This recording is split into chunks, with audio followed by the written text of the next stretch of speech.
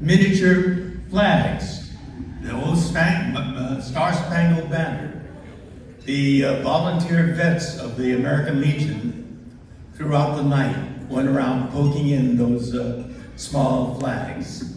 And that flag is one that has a special meaning for me.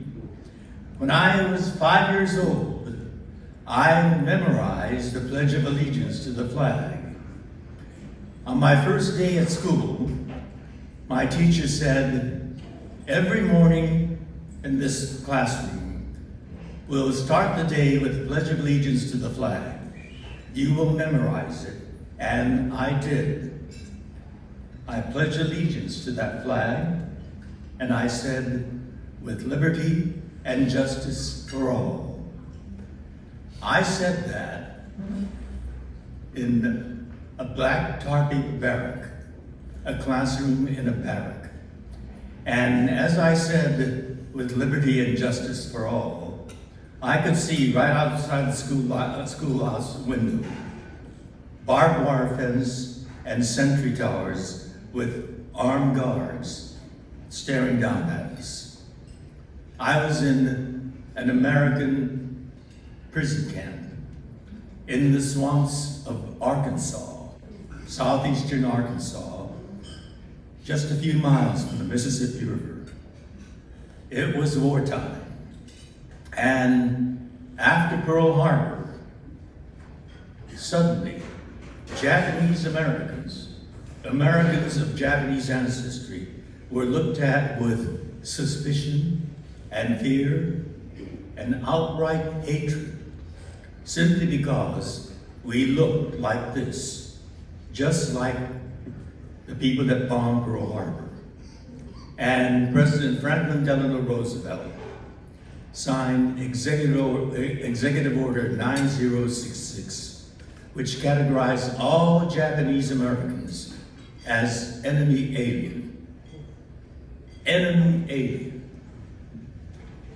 We were neither of them. We weren't the enemy, and we weren't alien. I was a 5-year-old kid, a 5-year-old American kid, and suddenly I was categorized as enemy alien. And 120,000 Japanese Americans on the West Coast were ordered to be rounded up with no charge, no trial, no due process, to be imprisoned in 10 barbed wire prison camps in some of the most desolate places in this country. We were in the swamps of Arkansas. There are other camps on the blistering hot desert of Arizona, the windswept high plains of Wyoming, Idaho, Utah, Colorado, and 2 of the most desolate places in California. We were there for a year when suddenly the government changed its mind. They realized that we had a wartime manpower shortage. And here were all these young men and women that they needed in the armed services. But they had categorized us as enemy alien. The dilemma was how to justify drafting enemy aliens for military service. Their solution was as outrageous as the imprisonment itself. It was a loyalty questionnaire. A loyalty questionnaire. And to compound that, the loyalty questionnaire had very little or nothing to do with loyalty. The worst question of them all was question 28. It was one sentence that contained 2 opposite ideas. It asked, will you swear your loyalty to the United States of America and forswear your loyalty to the Emperor of Japan? We are Americans. We never even thought of the Emperor, much less pledge allegiance to him. But the government assumed that we had an existing inborn racial loyalty to the Emperor of Japan. So if you answered no, meaning I don't have a loyalty to the Emperor, that no applied to the first part of the very same sentence. Will you swear your loyalty to the United States? If that's what you really wanted to respond to and answered yes, that yes carried over to the second part, which asked, will you forswear your loyalty to the Emperor of Japan? It was a no-win question. You lost with a yes, and you lost with a no.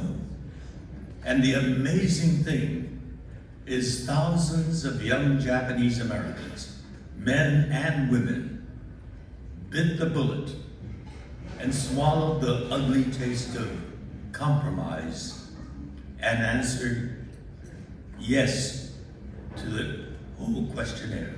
It was about 30 questions, all outrageous, but the most outrageous was question 28.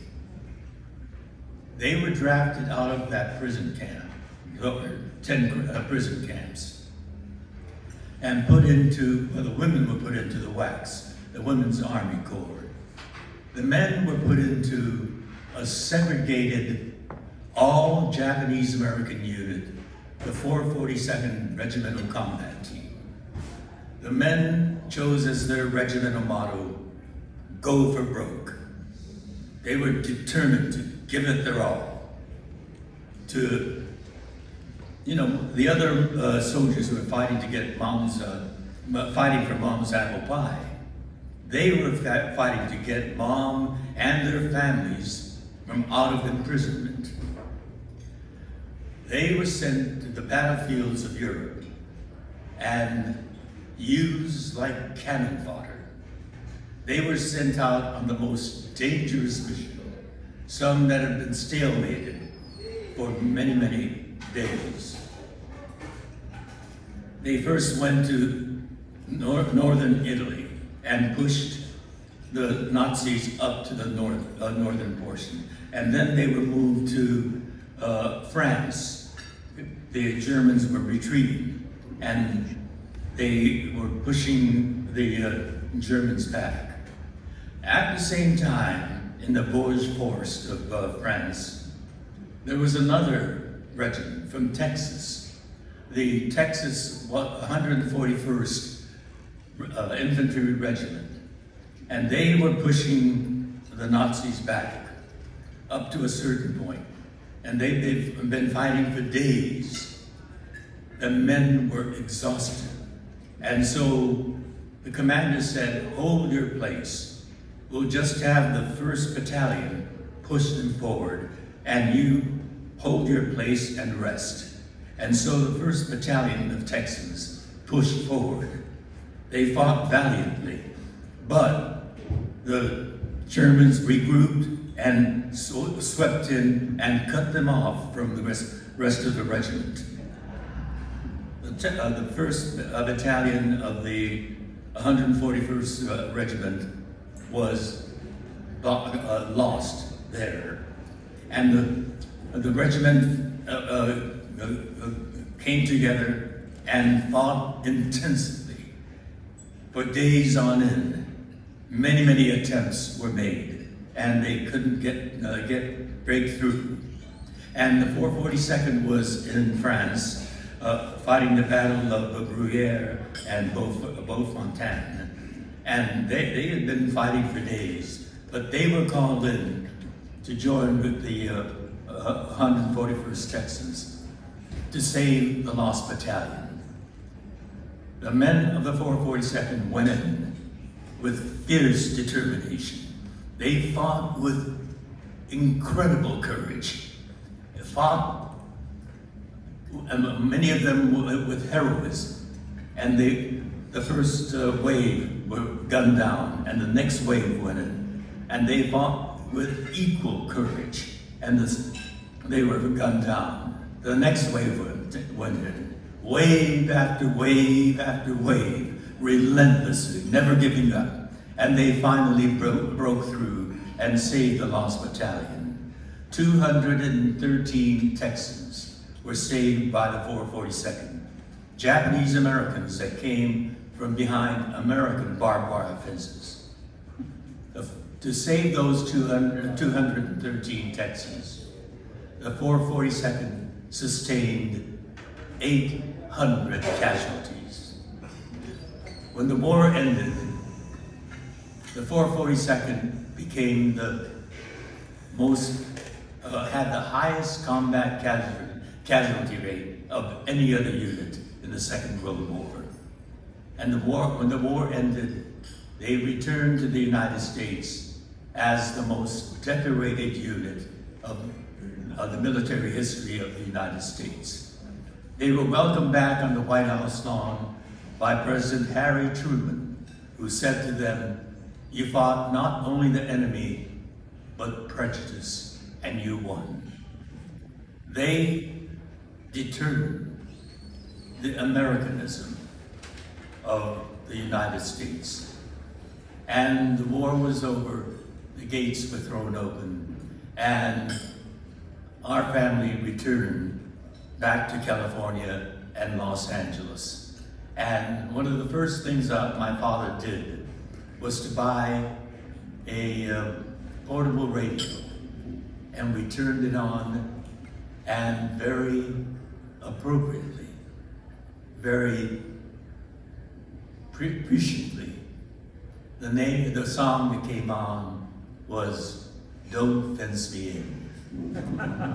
That's the song that we'll hear next from this wonderful band. Thank you very much. Happy 4th of July. Live long.